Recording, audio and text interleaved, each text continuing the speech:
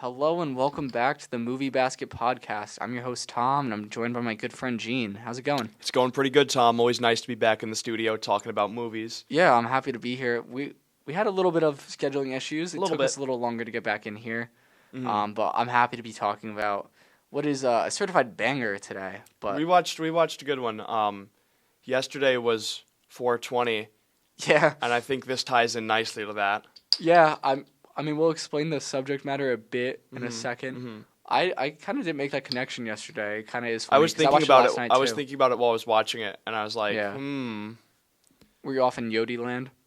I can't answer that question on this podcast. Yeah. But anyways, I would never. Not me. Not Yeah. me. we teased last episode, which if you haven't watched last episode, I really thought it came out well. Definitely do watch it. It was Yeah. a very good episode. We loved it. We thought it was great. It underperformed a little, I'm not gonna lie. Yeah. Maybe the movie was too insufferable. Maybe. So, But yeah, we still appreciate all the support, obviously. we gained a few subscribers, some Uh-huh, Instagram uh-huh. followers. It's always all nice. progress. Yeah. But we did tease a surprise guest last episode who sadly could not make it today. Yeah, they had a hard time with the schedule, and so did we. We had to pick a few different days, and none of them ended up working out Yeah. until the very last minute. It's one here. We're here today, but they will be back on the program at some point. I know they were really excited to do this, so hopefully, I know who they are. yeah, you know who you are. Yeah. Oh, you. Oh, But what a yeah, guy. he'll be here at some point. Oh, Yeah. spoilers! It's a guy.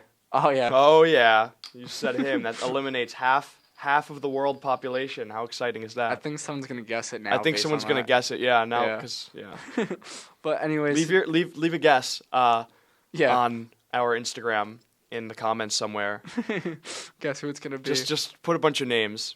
You might be right. One of them's bound to be right. Yeah, no, that's true. There's only so many names. Yeah, there's only so many character combinations, but anyways, today we're talking about Trapped in a Purple Haze, which was a made-for-TV movie for ABC back in the year 2000. It's a drama. Yeah, And the plot is the main character is just losing himself to a heroin addiction. yeah. Honestly, this one doesn't require too much nuance to explain, like some There's of the not other ones. not a lot of backstory. It's not like Wonder Woman where we had to kind of give a little bit of context on the Yeah. history of Wonder Woman and how it was a sequel. This is just anyone could understand this one. I will say, the reason why I picked this movie this week particularly, and the reason Spoiler: we switch who picks the movie every week. yeah, you got next week. Yeah. So, but the reason why I picked Trapped in a Purple Haze is because in my junior year of high school, we had to watch this in class, and I remember finding it like pretty funny at the time, just because of reasons we'll explain through the podcast. So when we came up with the idea for Movie Basket, this was definitely one I had circled to get done at some point. So I also,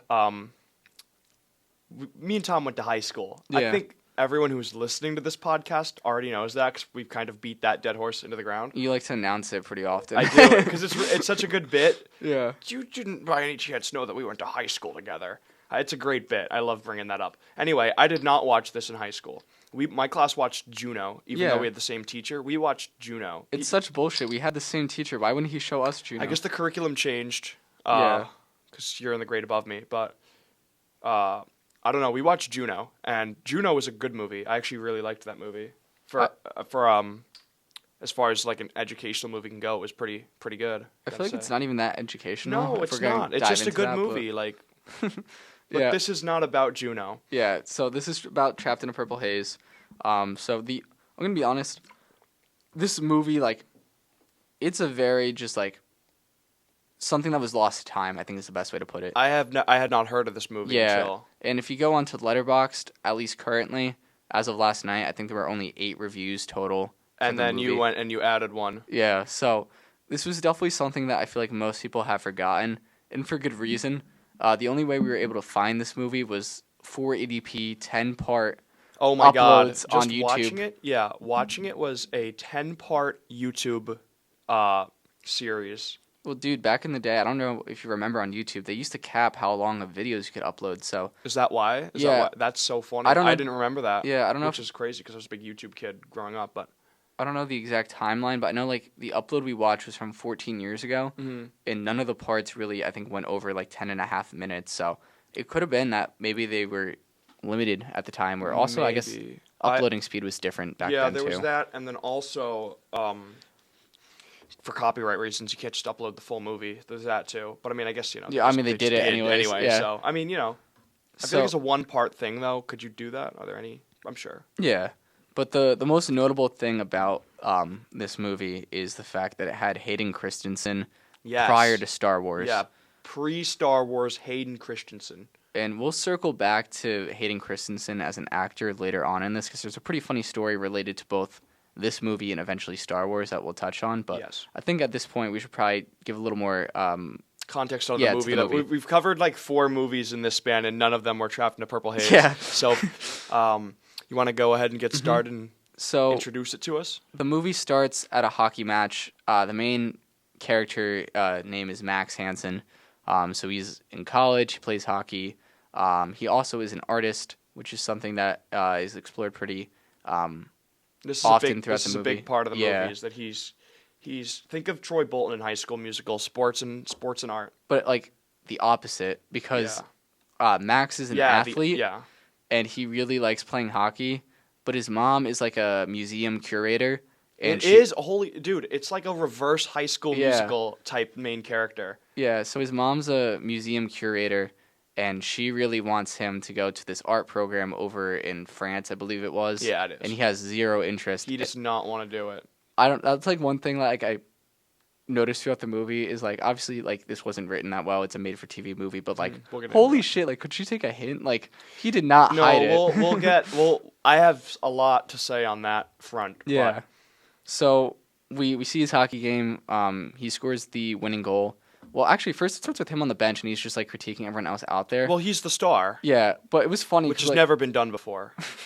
Within the first 30 seconds, he held up his hands and he calls icing. Yeah. That's like the first one of the first lines of the game. He's just calling icing. Like we didn't see the puck get iced. No, you can't. We're both hockey guys, so this irked me, but. I just thought it was funny. He calls funny. icing just to call icing, like just for the hell of it. Also, like icing is not really a call. I feel like they miss that often. No, that's like a really hard call to miss too. Like that's like, so that's not something you just miss. Like if anything, you should have been like, oh come on, that was a slash, or like or tripping. Yeah. Like. But no icing. I don't know. A major nitpick on my part. Yeah. I just thought it was funny. You're doing your best me impression with the nitpicking today. Yeah. So. We meet Max. Max has 2 best friends, as any, early 2000s movie group does. Yeah. It's his guy best friend, always a trio. Oren, who's played by Hayden Christensen. And then there's Kate, who obviously has a crush on Max. Which the subtlety in this movie. Yeah. She obviously has a crush on Max, but apparently nobody else could pick that up, even though it's abundantly clear. Yeah, it's like written on her shirt, basically. So they all go to the same college together. And they also all work at like a Blockbuster They all work type at video rental store. Local DVD rental store with magazines and DVDs, CDs, all that good stuff from 2000. So it seems pretty normal, but then one day at work, was it Oren who said it like "babe alert" or something like that, right? Yeah, he did. He said "babe alert." So there was a babe alert at work, and sound the alarm. Yeah. So Max meets this girl. First of all, so I'm going to spoil a little bit about her character before I talk. No, before I say her name. So. Oh my God, this is the best part. She's a druggie. That's the easiest way to put it. She's addicted to heroin. Yes. So what do you think they would name a heroin addict? A heroin addict in an early 2000s made-for-TV movie. The title, Trapped in a Purple Haze. Her name is Molly White. Molly fucking White. So, like, I don't know. I don't think they were trying to hide much from the title of the movie. Molly wasn't enough. Molly White. Yeah. But, like, as soon as she was introduced, it was very obvious what her, plot device was, what her function in the movie was going to be. Yeah. I mean, going in, you knew that, but... Yeah. I just think it's really funny, like... Okay, Molly White. It could have been any name, and they're like, let's just name it after... Molly White. Name after drugs, just in case they don't pick up on that. Just in case they like didn't read the title or know what movie they're watching. But she comes in asking for a movie. They like didn't have it, and then, so this is when it becomes pretty abundantly clear. The pacing was fast from the get-go, but like a lot of it was just like stuff we didn't need to know, like the whole hockey dynamic and stuff like that. So like I didn't Just mind introduce it. I don't mind it either. But You got to do that in a movie. Yeah, you got to introduce it. At this point, you start to notice that the pacing is way too fast for its own good, because 1 second they're in the movie store, and then literally less than 30 seconds later, it's the next day, they're at school, and he's like, oh, we found that movie you want. And then Yeah. He comes up to her. She's walking down the staircase, Yeah. and he's like, I found the movie, Arachnophobia. And then 2 minutes later, they're at a party, sitting on like a playground The way outside. time moves in this movie is just... I can't even think of a word for it. It's like schizophrenic, the way the Yeah. time moves.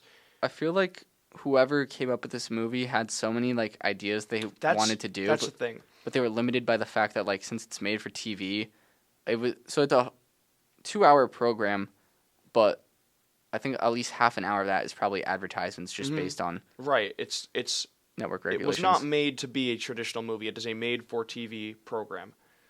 But that being said, one thing I like about this movie, kind of steering sideways right here, but one thing is there's a lot of really good ideas in this movie, I think.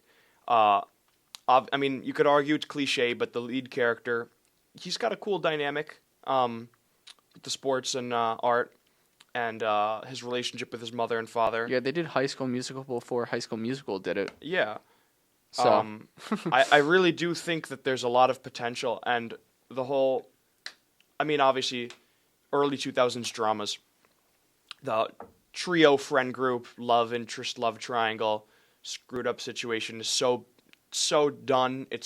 yeah. The horse has been beat, but looking at it, I just think there were a few ideas that if they could have really put to work in maybe a different movie, I think it would be good. Because this is a very sad movie. It's very sad. Yeah. And It gets out of control pretty quickly. yeah, it does. We already kind of... There's not a happy ending, spoiler. No, Well, it's like... it's not a good ending. Yeah, I mean, It's a... yeah, good stuff will happen, but... right, it implies that there's good things happening, but the ending itself is more of just like a good step. Yeah. We're getting ahead of ourselves, We are. though, so...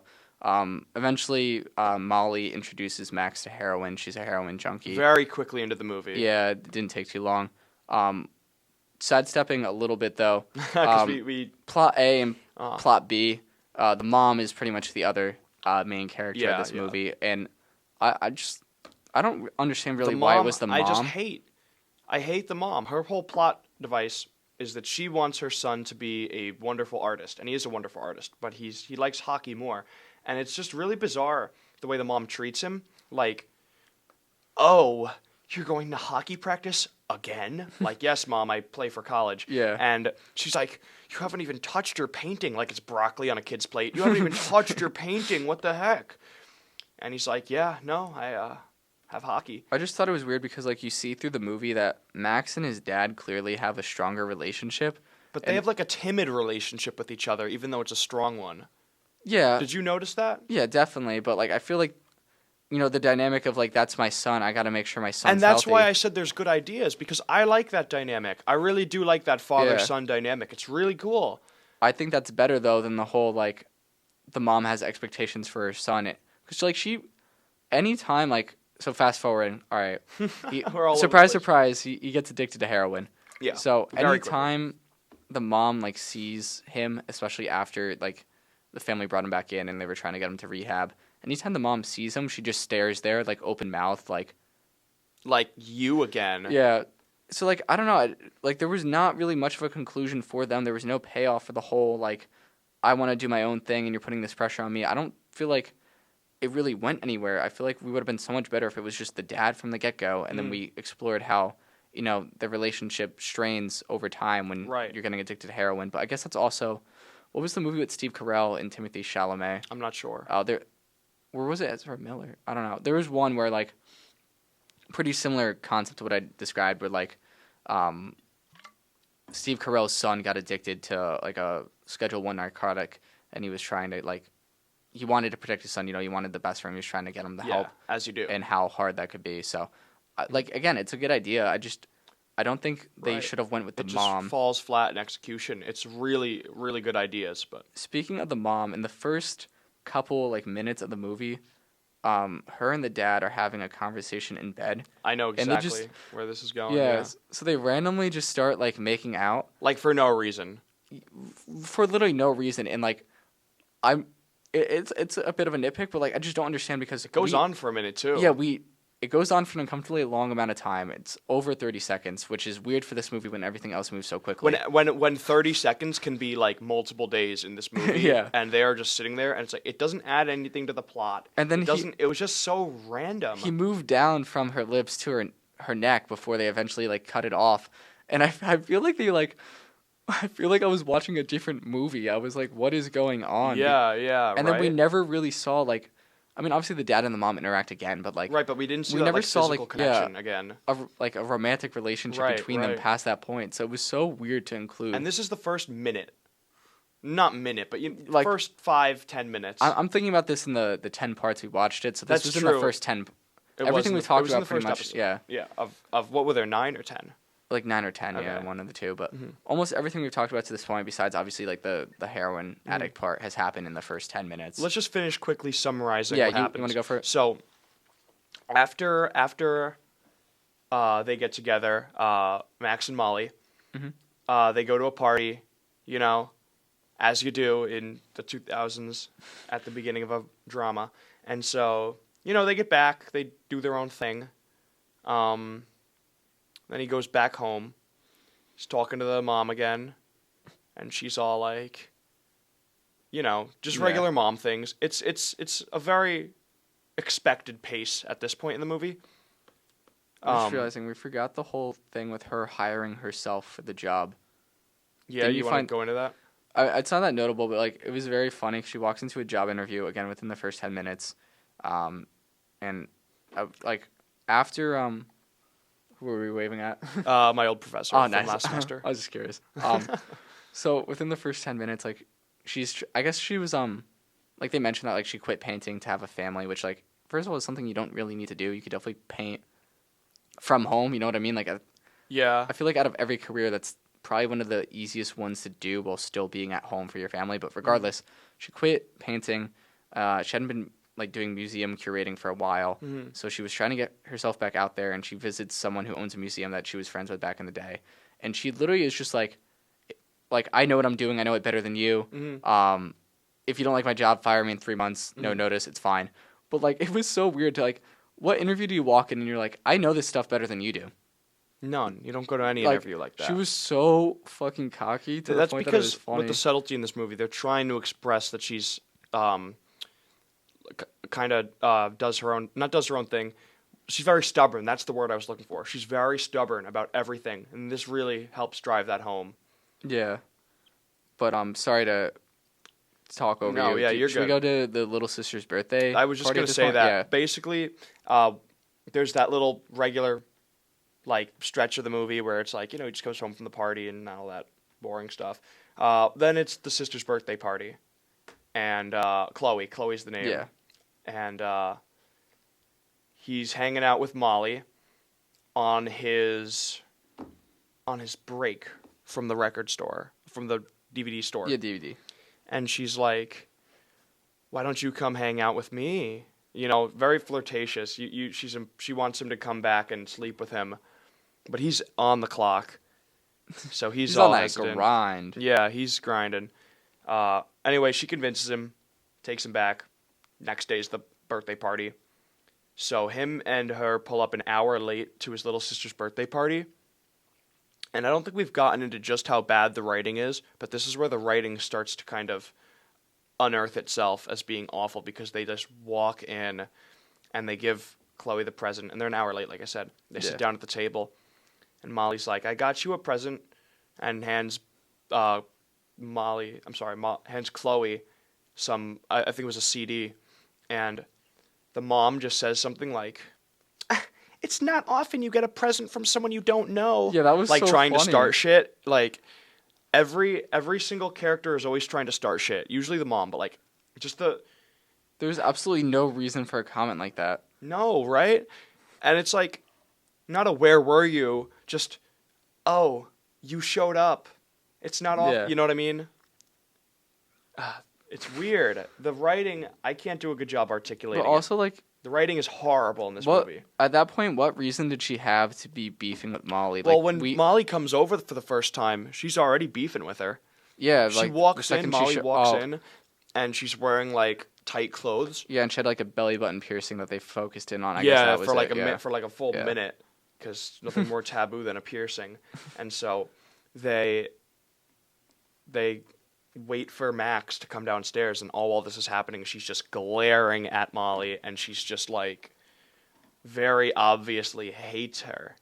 Yeah, but I was going to say, like, at this point, we don't, like, the parents don't know that Molly is exposing Max to heroin. Like, Right. This isn't revealed till a bit later. So, like, I don't know, I guess modern lens, it's been 23 years, but how fucking petty to be, like, the fact that she went out of her way to get your daughter a birthday present, and, like, yeah, admittedly they don't know each other that well, but it's to still make a whole nice stink gesture. Of it. Also, I'd be mad if I was the daughter. Like, it's my fucking birthday. Why are you trying to start shit? Give me the goddamn gift. Yeah, why are you trying to start shit on my birthday? And then shit hits the fan, because the mom and Molly get into an argument at the table about Max playing hockey.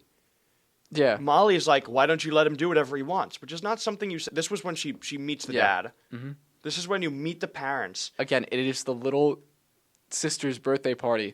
Can she just enjoy? I felt so bad for her the entire movie. The whole movie, the little sister is just like getting shafted over and over again by plot. She was always an afterthought. Always. The entire movie. Dude, I mean, I'll get back to the sister later with the one scene towards the end, around the climax. But no, yeah, so they start a little argument, and then Molly's all pissed. She gets up and leaves, and they break up right there. Yeah. They break up. Well, in fairness, they were going to a Smashing Pumpkins concert, and I would be valid. We'd be pretty mad. Nah, I'm kidding. I'd be mad it was if totally, I missed the Smashing Pumpkins. It was totally irrational of her to do that. And, like, the thing that, after, like, we already described that this dinner definitely was not how anyone envisioned it going. No, dinner was like, it was like looming, ominous, just not good. Those are words I think of it when I watch that dinner scene. What do you think? And all for no reason. I mean, obviously there's a reason for the plot, but I mean, like, think logically for a minute. There was so much tension at that dinner table for the sake of having tension and for being a 2000s drama. Yeah. It was so tense. They couldn't even eat the meal. Everything they say was like a character trying to say something. Everything felt so forced.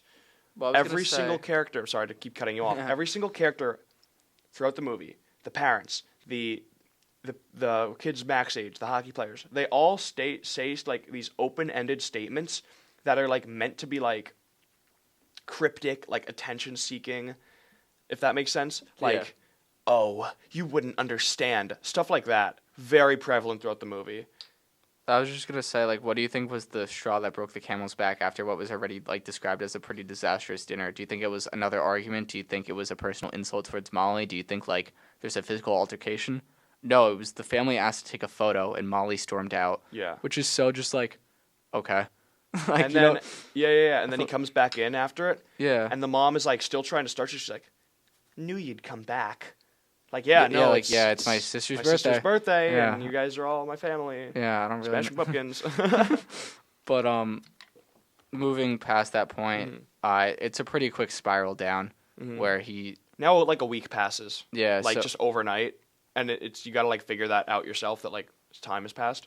As soon as, well, originally he was just, like, there when she was doing the heroin, and he was, like, buying it for her because she's a junkie who didn't have money.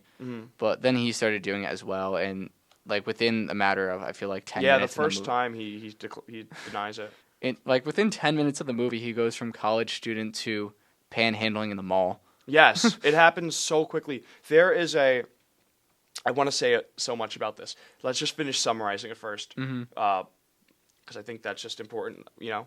So... shit hits the fan so quick, and now we're at the turning point in this movie. He's just doing everything in his ability to, like, get her back, kinda. Or no, I'm sorry. Yeah, you skipped a little. I did skip a little. So he goes and talks to his friends, and then they take him to a bonfire that night, and then he sees her at the bonfire, and they immediately get back together. I skipped over that. Well, we skipped over the fact. Oh yeah, well they did break up at the dinner. Yeah. We brought that up. Yeah, so they go to a bonfire. Oren. How do you say his name? Oren. Oren, yeah. Yeah. It's Oren, Kate, and Max. They go to the bonfire, which is, just like a party. And he sees Molly there, and they get back together. And, yeah. Yeah, then they just spiral. Yeah. Yeah. Like, there's really not much notable. They start going to like a crack house pretty regularly. Yes. The kid they buy from Kyle is hilarious. That's what I wanted to talk about. I was so excited to talk about Kyle. He's like a Reddit kid. Yeah, he's the nerdiest looking motherfucker. And he's got also this a huge creep. rat nose. Yeah. So they like go to the front step and they're like, "We're looking for Kyle," or whatever they say, or we were sent by like whoever. Yeah. Mm-hmm. So they go in and he like cracks the door open a little bit. What? And they're like, "We're friends with." I forget the name they kept saying who they're friends with. Yeah. But I feel like it's gonna come to me at some point. But they go in and it's just basically the whole interaction of buying from Kyle is just he's hitting on Molly like. And he's like, just give me the drugs so we can leave. And he's like, is she good? Yeah. And it's like, dude, you are he looks like a Reddit user. Before Reddit was a thing, he would have pioneered Reddit. He was born in the wrong generation. He would have been like a 4chan warrior. Also, he could have been. Well, assuming that character would even be like alive today, he's definitely on Reddit now. Like, okay. He's probably like a 50-year-old Redditor. Uh-huh. Yeah, but his character is so funny in the sense that like holy shit, he's awful, and he charges him $20 for heroin, which I don't know heroin prices. Yeah, I don't know. That seems pretty like a steal. I was gonna say I don't know prices either, but I guess Biden's economy has inflated the heroin prices. Biden's America. They don't want you to get heroin anymore. That was a joke. That was a joke, please. Any potential employer who watches this is a joke. It's a joke.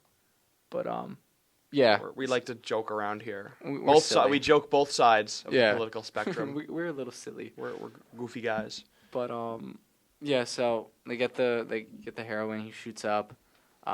Next thing you know, they don't have enough money. So quickly they run out of money. Yeah, so they start stealing from people. So he steals from his dad. And the dad's like, if you took the money, just tell me, like, what do you need that badly that you took the money from? And like, I'm not mad. But I didn't take the money. And the dad just, like, wants to help him. And I know. Yeah, and then the mom is instigator. And the mom comes in and starts shit, as you do. Comes on in. Oh, look. Looking for money? Looking for money? She was like, you're going to let him get away with this? That's what she said. Yeah. And the dad was like, I don't care about the money. He's like, I just want to make sure, like, what does he need money this badly for that he's stealing from me? And like, it's got to be drugs. And he's like, it's not drugs. It's not. But yeah, so he steals from his parents, and eventually he ends up leaving to go live at Molly. Mm-hmm. And I think Molly has an apartment. Yeah, I think he lives. She's kicked out of the house too. Mm-hmm. I think he lives at Molly. Opens up a plot hole. I was gonna say, I think he lives at Molly for a whole 2 days because the dad, a couple days later, tries to get in contact with Molly's landlord, which I don't know how one even does that. And the landlord's like, yeah, we evicted her. Mm-hmm. So now Max is homeless with Molly. Mm-hmm. And they both start, they're panhandling in the mall. Well, I was going to say first, before that, he goes back to the hockey arena and he tries to steal from... No, first he goes to the movie store, and he goes to get his paycheck. Coworker. And they're like, well, you haven't worked a shift. You worked 2 hours over the span of 2 weeks. Yeah. Which... Again, you wouldn't know 2 weeks passed until this part of the movie. Yeah, until they announce it. And it's still crazy because, like, yeah, do people not notice that? Do your parents not notice how much class you're missing? Just like in general, like it's 2 weeks of class and missing hockey and missing work. Like I don't know, the pacing is off. It's kind of funny, but what was I gonna say? Shit, what was I gonna say? So, hockey. You were going in the direction of what happens to him and the team. Oren breaks the news that, like, you're fired, you can't work here because he barely works, and he's like, all right, fuck you, like, you guys are always, like, treating me like shit, whatever. Yeah, which is not true. Yeah, they're being totally irrational. Mm-hmm. But then he goes to the hockey arena, and he breaks into the locker room. And first of all, like, not that you should be stealing money, but if you're going to steal money from everyone on the team, why would you pick your best friend? Exactly. Right? Because he breaks into Oren's locker, and he starts taking cash out of his money. First of all, he had a lot of cash for a hockey locker room. Yeah. Second of all, like also why? Yeah. Why would he steal from, like, you could take it from anyone on the team, you know what I mean? Mm-hmm. Why would you pick I guess he knew Oren had, like, a crazy amount of cash. Yeah, so Oren walks in, and I forget, who was the name of the guy that Max was with? He was, like, one of the, He was in Kyle. He was a whoever it minor was. character. Yeah. I don't remember his name. He just happened to be there. So, Oren And immediately who recognized. breaks in there? I mean, I guess never mind. This answers my own question. I was gonna say who breaks in there like during practice, but then A the heroin money junkie. wouldn't be there. Yeah. If you know. Yeah, if practice wasn't happening, but And you're breaking. He doesn't know that he's off the hockey team yet at this point because the coach Yeah. kicks him off the hockey team. He doesn't know he's off the team at this point, and it's like, dude, how you're would you not breaking know? in mid practice. You Yeah. don't think even if they see you, you haven't been to a game in weeks, and they're gonna just see you and go, Max, oh, go in there. We're Yeah. halfway through the third, but that's okay. No. Well, that's what he later expects because he does just storm Yes, the ice he randomly. storms the ice. But during- before that happens, him and Oren get into a confrontation. Oren starts pushing and hitting Max's friend, which is Beats valid. the shit out of Yeah, him. because they're stealing his money. Mhm. Don't pick the goaltender. You know what I mean? Like No, you don't don't wanna trip mess the with the goaltender goalie. like that. So Oren's like, "Fuck you, keep the money. Like go." So he literally just throws the money at him, and he's like, "All right, leave. Like whatever." He's like, "I guess I should have given it to you when you asked me for money." But he says it in again what I was saying with those I don't know if illusion is the right word, but they're constantly saying stuff that's like you wouldn't know, like that element you wouldn't know. I should have given you the money before, like one-liners, Yeah. not like comedy one-liners, but just these like dramatic one-liners. Yeah. Well, that's just like You don't get a gift from someone you don't know often. trying to move the plot without understanding the characters you're writing, I feel like. So they barely got any money. There's nowhere to live. Max has the great idea that he's just going to go back to hockey practice because I think him and Molly were off again at the time. Yeah. Yeah, so he saw Molly cheating on him with another because now guy. she's desperate for more, and they have no money, and so she sleeps with a guy for some heroin. Yeah. And he comes into the apartment and catches them doing it, Yeah. which starts a whole thing. Yeah, I mean, I guess rightfully so. Rightfully so. Yeah, why he would be mad, but I don't think he has much ground to stand on with everything he's done in the movie up to this point. Like, literally, I think the hardest point, which is definitely hard about writing any movie about drug usage, is that there's very little that's likable about Max, just because they really didn't give us much of a reason to care, besides the fact that they're like, this is Max. He's a normal guy. He's a normal guy, and he's on the hockey team, but he's just kind of, he's not much to like about him.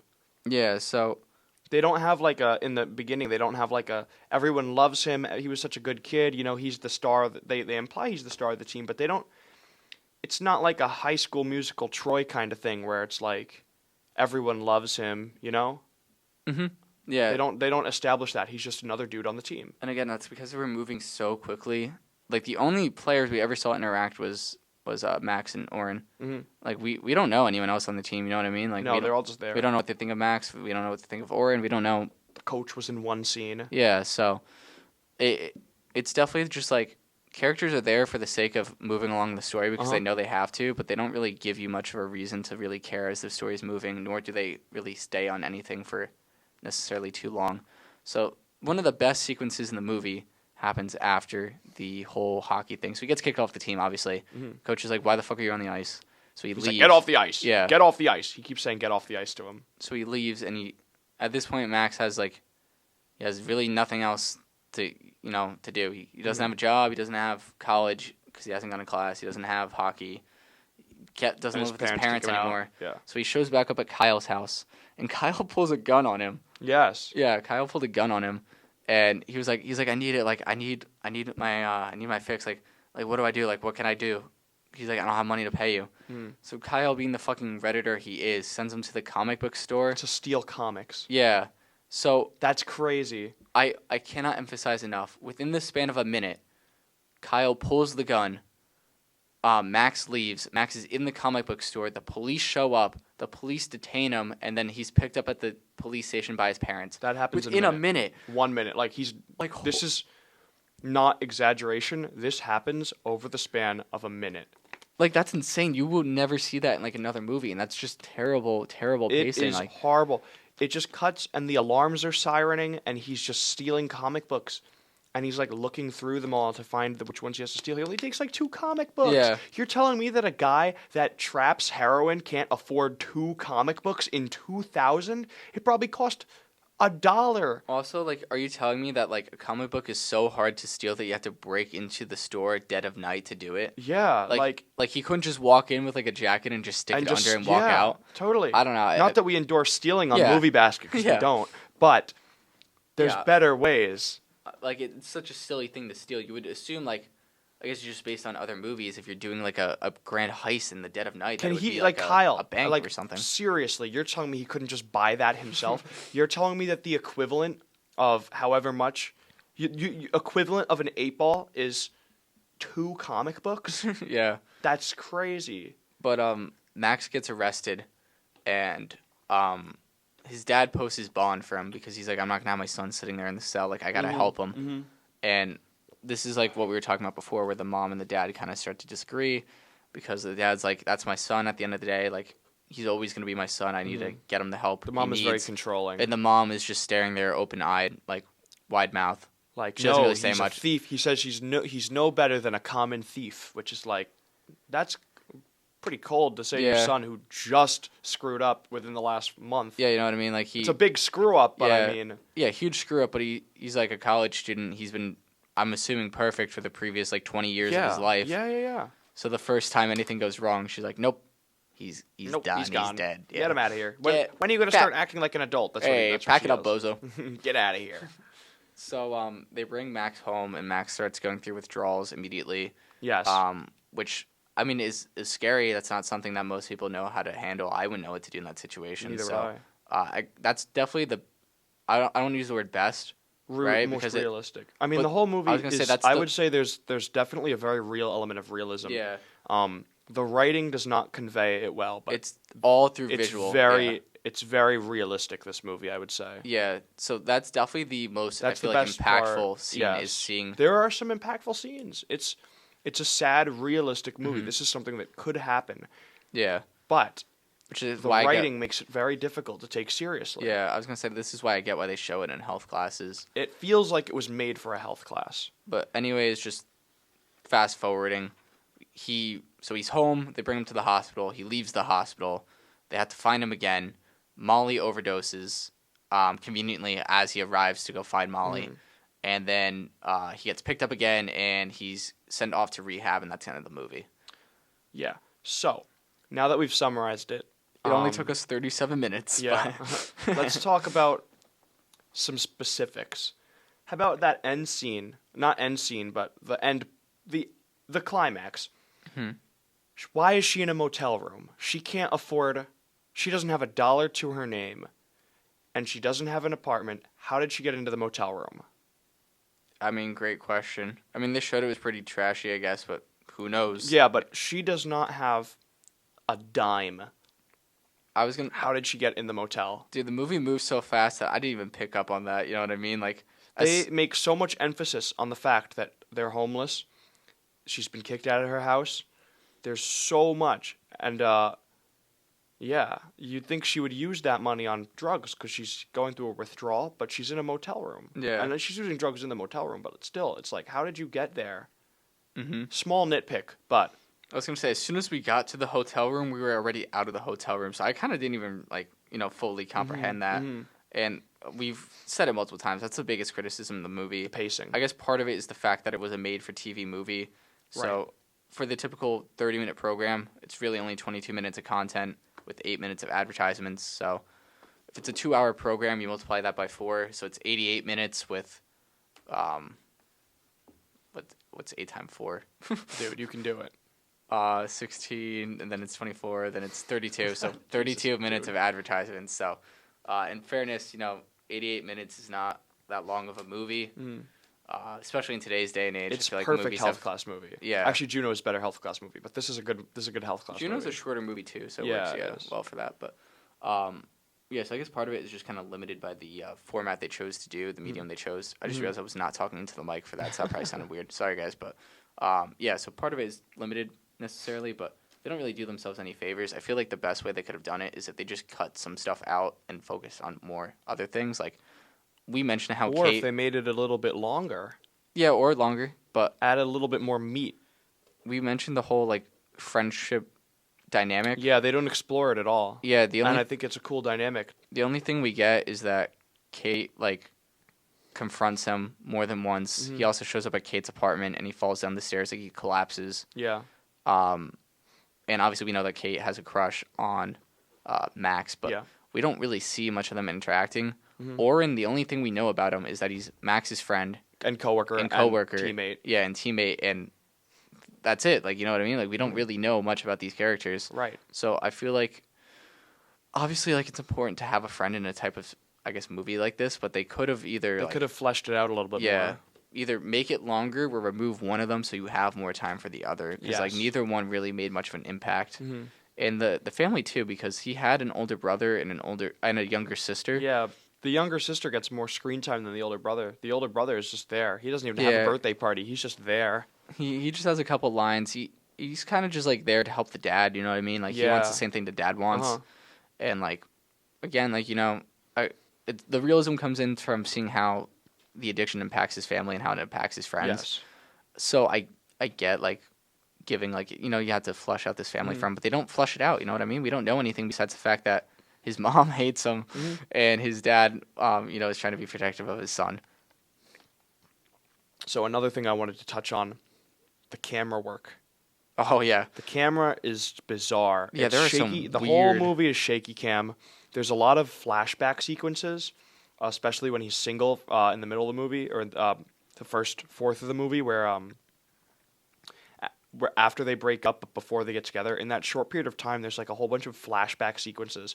There's a time where the mom has a flashback sequence, and there's all while this is happening, the camera is just, whoever was filming had to have anxiety or something, because the way the camera is shaking, like, just get a tripod.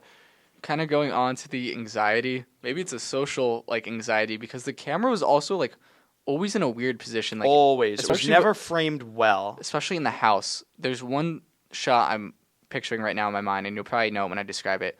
The mom and Max are in the kitchen, and he's like making a sandwich before hockey practice, and for some reason, it's almost like a surveillance-like camera. Yeah. It isn't actually it's not in the kitchen. It's in the hallway next to the kitchen. Yes. So you can't even see Max. You only see the mom talking. And he's just making a sandwich, allegedly. And I will say it's also a very jumpy movie. Like, obviously we said the pacing's fast, but no shot really sticks around for that long. It's almost like edited like a Logan Paul vlog, where like as soon as you see something, nope, there's another thing. The camera and the pacing, it feels like being on a boat. I'm on a boat. But like not a big boat, like a speed boat. Yeah. You know how you ever been on a boat before, Tom? I have been on a boat. I've been on a boat once or twice, a couple times. A few boats. Yeah, went whale watching. It was a small. That's always fun. Yeah, it was. It was a small, shaky. You will get seasick, kind of, if you don't take. I forget what it is. The movie makes me feel seasick. The pacing and the. I might have used that analogy. I was gonna say I was literally gonna say that right now. I was like, this is the second week in a row that you've said seasick. But it's a good way to describe it. I'm gonna argue. Okay. That just with the shaky camera. I totally agreed with Cats. Like, I felt the same feeling you felt for Cats. I didn't. Okay, I wouldn't use the word like seasick. Okay, maybe seasick's not the right word. But it's just, I'm talking more specifically about the camera. But I was gonna say I do agree the camera work is bad. I just wouldn't use the word seasick because it let's wasn't find like a better word to. Yeah, it's just like just shaky. The understanding of shot composition I feel like wasn't really there. Which like when you're working professionally and you're making a movie like that, like there should definitely be a higher understanding than what they use in this movie. It feels like a really good college project. But it feels like a college project. Yeah, there's just like there's so much in it that like you see it and you're like, oh, that's like a weird, like, why would you, like, I wouldn't think to put the camera there. And sometimes that's impressive, like when that happens in a movie and you're like, wow, I never like considered that. Like, it's a that's different such a kind cool, of consideration. It's like, such a cool thing. Oh, that's weird. Not, oh, that's cool. Yeah, exactly. It's more so it's weird, not, oh, that's a cool like way of doing it. So the cinematography definitely hinders the movie even more than the pacing already did. Anything else you want to add for some, expanded criticism? No, I think that's pretty much. I mean, do you have anything else that you can think of? I just. It's a short movie. There's not a lot to say about it. The acting wasn't horrendous. You know what I mean? Like, no, the acting was fine. We should have mentioned that. The acting was totally fine on everyone's front. Yeah, I mean, there's The lines. some of the harder scenes. Like, I'm gonna give them credit. Like, it's hard to do some of those really emotionally challenging scenes, and they didn't exactly crush it.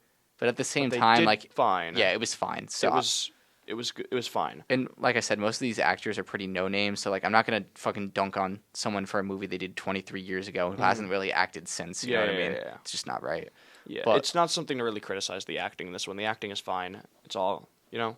But going back to the acting, I mentioned this earlier. This is probably the most interesting thing about the movie, and it has absolutely nothing to do with the production itself.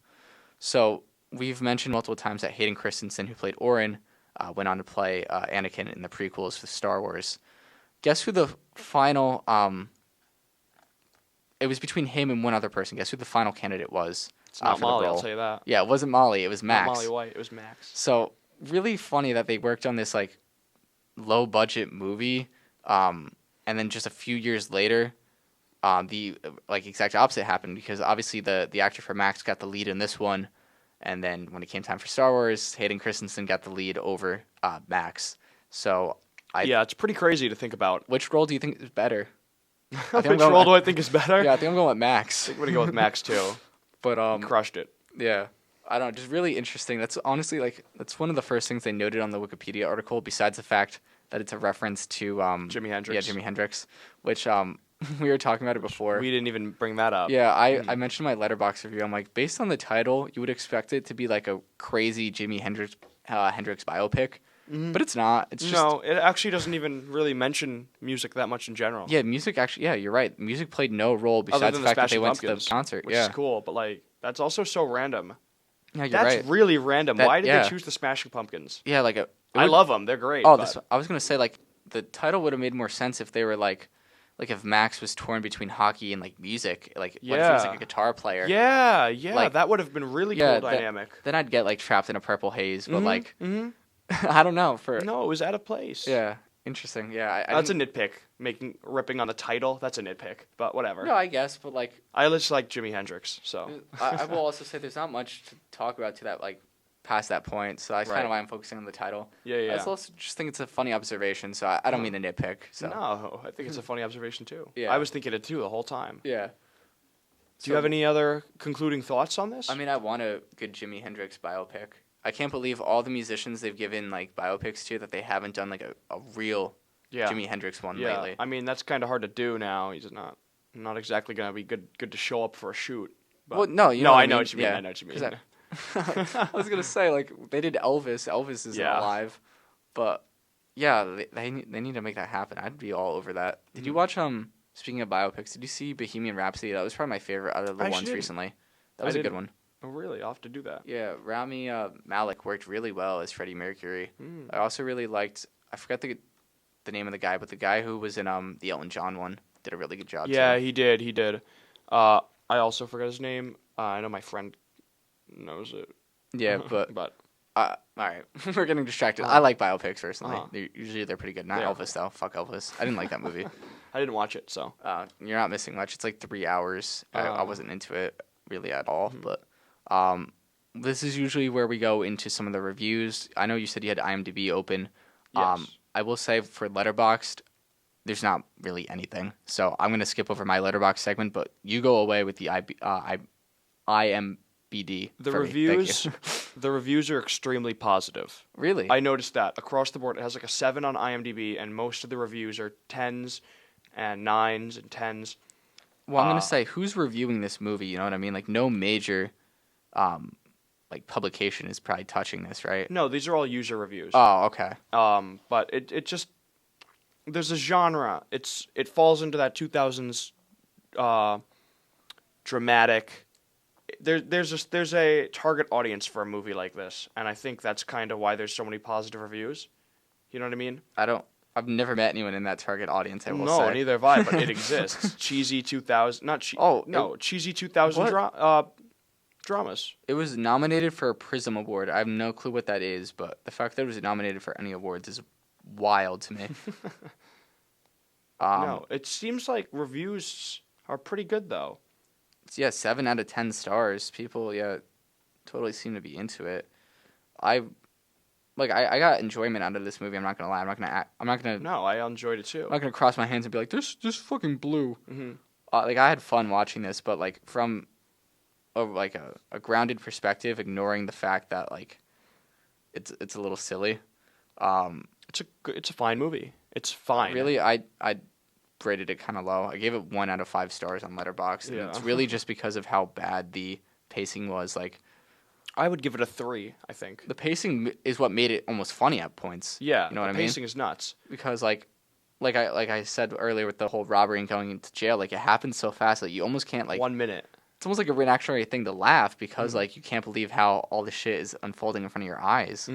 So yeah, I give it 1 out of 5 stars on Letterboxd, so a 2 out of 10 total, and it's really solely because the bad writing, the really really quick pacing, which I guess ties to the writing as well, and then the weird cinematography choices. I would give it I guess I'd give it a 2.5 on Letterboxd, not a 3. So 5 out of 10 because I wasn't blown away by it, but there's some good ideas and there's some parts that are done well. I think. I don't know. It's a movie. I think this is the first one we've kind of disagreed on. I don't remember exact ratings, but I think they were pretty similar the first time. we this is Well, I'm glad you enjoyed it a little bit more than I did. I mean, I've obviously seen this movie before, so maybe that's because I knew all the twists and turns.